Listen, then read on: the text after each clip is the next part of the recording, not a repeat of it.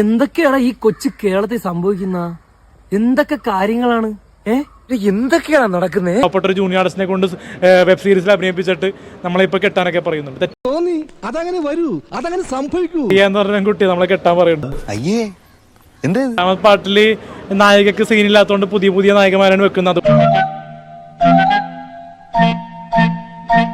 പുതിയ നായിക ഉണ്ടെങ്കിൽ എന്നെ കൊണ്ട് വെബ് സീരീസിൽ അഭിനയിപ്പിക്കില്ല എന്നൊക്കെ പറയുന്നുണ്ട് നായിക. അവളെന്നോട് പറയുന്നുണ്ട് അവളെ കെട്ടെങ്കിൽ മറ്റേ കേസ് കൊടുക്കുന്നു, പീഡന കേസ്. ആളെന്നെ കേറി കിസ് ചെയ്തു, ഞാൻ കേറി കിസ് ചെയ്തു. ഞാൻ വേറെ ഒന്നും ചെയ്തില്ല, ഇത്രേ ചെയ്തുള്ളൂ. നായിക അഭിനയിപ്പിക്കാൻ പറയാതിരിക്കാനാണ് ആരാണ് നമ്മൾ അവളെ തമ്മിൽ ഞാൻ റിലേഷൻഷിപ്പ് ഒന്നും ഉണ്ടായിട്ടില്ല.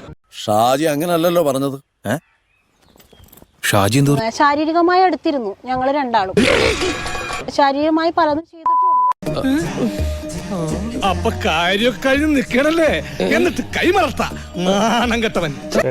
ലീലാവിലാസങ്ങൾ ഓറൽ സെക്സ് മാത്രമല്ല ചെയ്യണം, ലിപ് ലോക്കും ചെയ്തിട്ടുണ്ട്. ഞാൻ ആരെയും പിടിപ്പിച്ചിട്ടില്ല ഗൈസ്. എന്നെ നാണം കെടുത്താനായിട്ട് വേറെ തിരിച്ചിരിക്കുകയാണ്. ദിലീപ് എണ്ണെ കുടിക്കുക പോലെ എന്നെ കൊടുക്കാൻ നോക്കുന്നുണ്ട് ഗൈസ്. അവന്റെ കരച്ചിൽ എനിക്ക് സഹിക്കാൻ പറ്റുന്നില്ലടോ. കഴിഞ്ഞ 3 മാസമായിട്ട് മൂത്രം ഒഴിക്കാനല്ലാതെ ബന്ധുക്കള് വരെ എന്നെ പറ്റി മോശമായിട്ട് വാട്സാപ്പ് എന്റെ ഈ അന്ന സത്യം ഞാനങ്ങനെ ചെയ്തിട്ടില്ല. വെറുതെ കഴിഞ്ഞ ആഴ്ച നടന്ന കാര്യങ്ങൾ പറഞ്ഞ് എന്നെ നാറ്റിക്കരുത്. അവതാരത്തിലാണ് ഞാൻ ജീവിക്കുന്നത്. ഇവനിത് ഓവറാക്കും.